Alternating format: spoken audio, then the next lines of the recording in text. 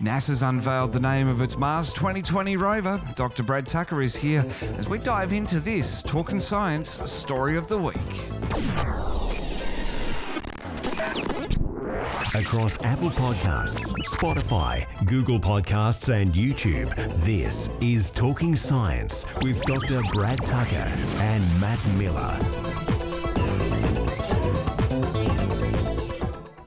NASA's Mars 2020 rover, I got sick of calling it that. Thankfully they did too. And with a naming competition, it's now Perseverance.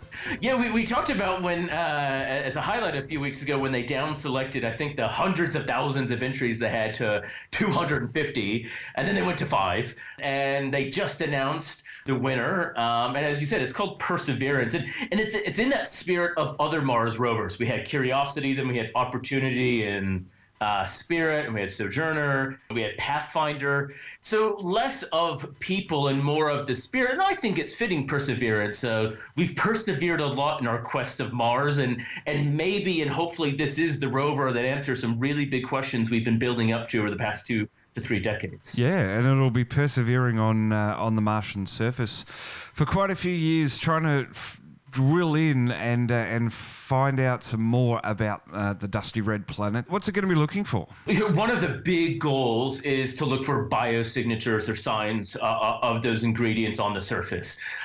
So they want to look for the places where they've seen signs of variable methane, as we've talked about, which could be a sign of potential life. And they're landing in what's called Jezero Crater, which is a very specific spot that we think was a lake.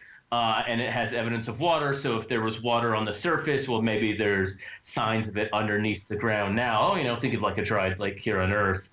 So it really, hopefully, is going to have the tools to measure those questions about, is there life? And in a similar vein, as we talked about, the Rosalind Franklin rover built by Europe, also that's one of the big goals, and they named it after Rosalind Franklin, who did the groundwork for the discovery of DNA, which is the building blocks of life. Perseverance is scheduled to land on Mars in February 2021. There's a high probability that NASA will do this because they've successfully landed 4 rovers in the past compared to some other attempts, especially even in recent memory, of getting rovers onto alien worlds. Yeah, look, it's hard. Things go wrong. You don't want it to break, but they've had a good track record with rovers. And in fact, Perseverance is not too dissimilar than Curiosity. It was a very similar body style, a very similar style, very similar mechanics, which means hopefully that as long as it lands and it kind of all works, they already know that whole process works. So it's just upgrading the instruments. It's kind of like a mobile phone. It's really, or a computer. If you upgrade the guts, the insides, you get a whole new machine, but it mostly works. So they're really trying to play it. Safe isn't the right word, but getting best bang for their buck. I love this New York Times article that you sent me. It sort of goes off on a little bit of a tangent, talking about the naming convention of NASA and how most of their spacecraft aren't chosen in essay contests. But in the beginning, it was really quite bland in that it was a noun followed by a number. So Surveyor 1, Surveyor 7, Viking 1.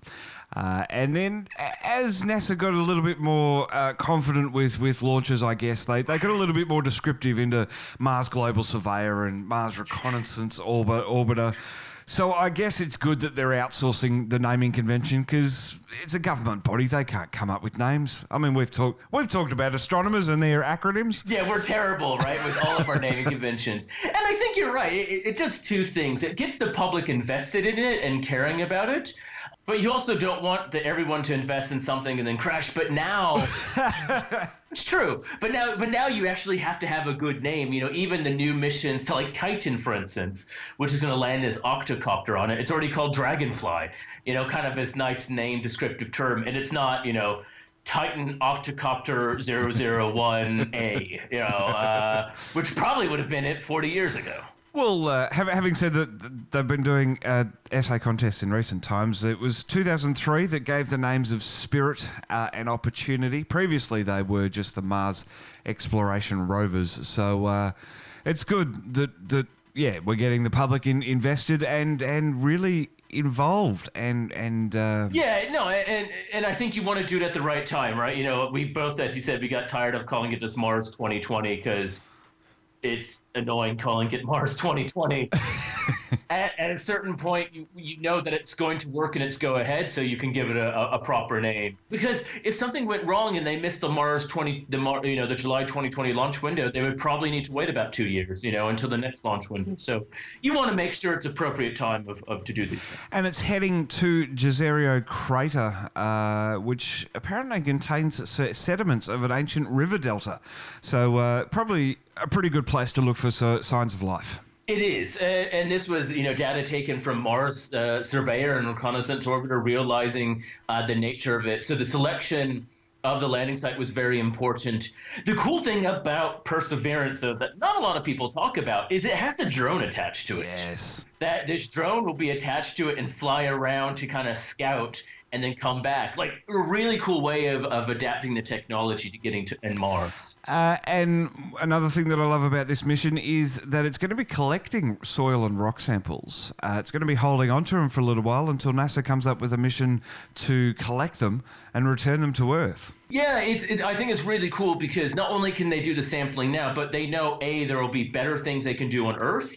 Technologies we just talked about with the other meteorites will evolve. So if you at least keep that same sample to study it in the future, you can kind of compare it as the techniques change and new discoveries are made. So definitely forward thinking and really part of this ambitious goal of Mars curiosity and perseverance, for lack of a better word. What's the postage on soil and rock samples from Mars to Earth? Look, it's expensive. Not gonna lie. I mean, you're talking about probably millions of dollars a gram. It's not going to be cheap. So being frugal and efficient in your collection here will be key. Unlike Apollo 17, where they sent a geologist who just collected 200 kilograms worth of rock because he was a geologist. But ultimately, in the end, that was good for everyone. But they can't do that right away. Can't do that all the time. No. The excess baggage will kill you. Yeah, that's right. Look, there's only so many bags you can have on these flights.